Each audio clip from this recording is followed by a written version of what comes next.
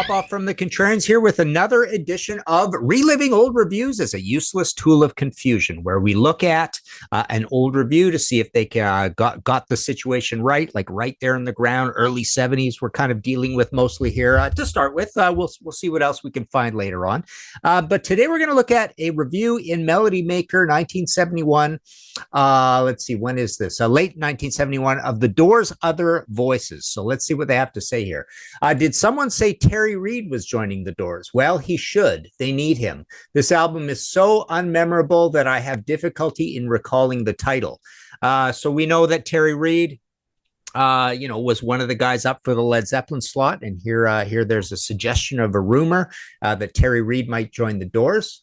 Other voices, huh? Maybe that's some kind of mediumistic hint that the spirit of dead and departed Jim Morrison lives on in the group. Probably not. The likely explanation is more prosaic, that what we have here is the sum talent of the other Doors, the Jim Morrison backup band.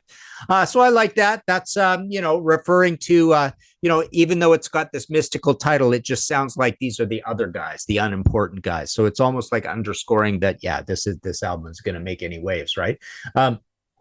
Let's see. The Doors have made some pretty good music in their time, most effectively on singles, where the pretentiousness that characterized some of their album work was generally absent. In fact, I'd rate Light My Fire as one of the best 45s of the 60s. They weren't a hype, but at the same time, much of their strength resided in Morrison, who gave them a charisma, pseudo, though much of it was. Without him, they're small beer. I like that. Small beer.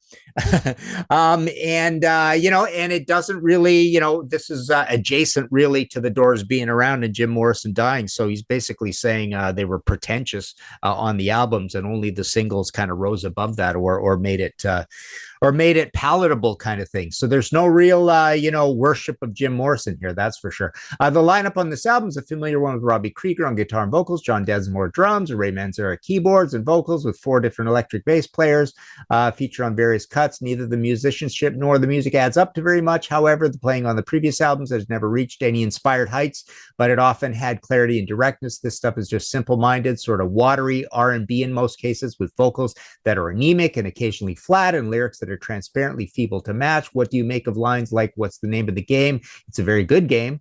Never stays the same. That's on Tightrope Ride." The songs are colorless.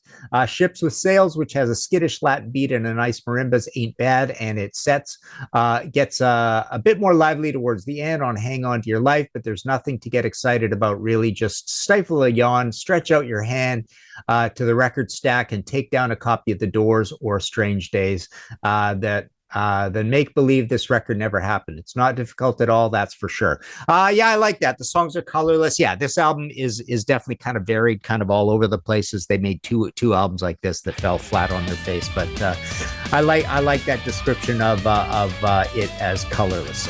So there you go. There's another quick short snapper here of reliving old reviews as a useless tool of confusion.